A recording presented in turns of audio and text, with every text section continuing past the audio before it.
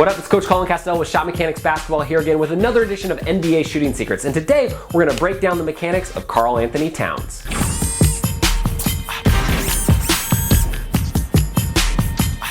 Now, I love Karl's game. I think he's going to be a big star in the NBA. And one thing that I specifically love about it is his shooting. For a big man, he's got great touch and he's got great mechanics. So what we're going to do today is we're going to talk about a few of the ones that I like. We're going to see how you can maybe put them into your jump shot and see if you can hit a higher percentage today because of it. All right, so let's jump right into the breakdown. Now, the first thing that really sticks out on Karl-Anthony Towns' jumper is that he doesn't get very much lift. And that's not necessarily a bad thing, and as long as you're optimizing your upper momentum, it doesn't really matter how high you jump on your jump shot. A lot of players and coaches get obsessed and think that you have to shoot the ball by jumping as high as you possibly can, but that's simply just not the case. So check your own jumper out. A good indication that you're jumping too high on your jump shot is that you constantly miss short. And remember, just like a lot of the mechanics in shooting, when it comes to your lift, there's no right or wrong answer for it. It just kind of varies depending on the player. That's why I always suggest experimentation and see what works for you. And it just might be a low lift, just like Karl.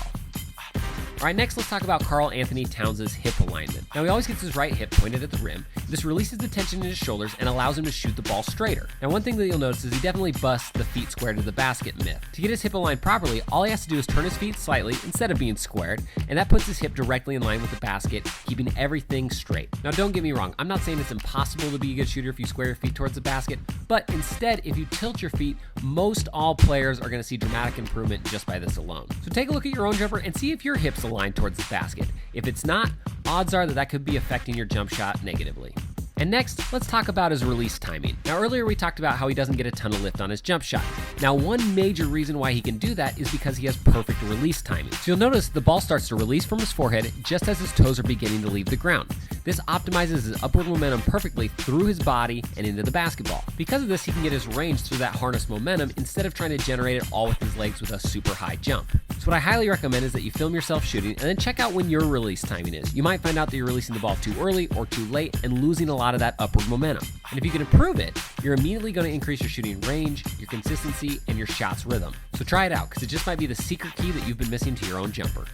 All right, if this video helps you out, go ahead and hit that like button. Then head to the comment section down below that and let me know what sort of video you want to see next. This is a channel for the people, by the people, and I run pretty much everything off a request, so leave in the comment section down below and hopefully we'll get to it. And if you're new to shot mechanics, you're going to want to do two things. Number one, click that subscription button down below because we put out a ton of videos every week and they're all going to get you better.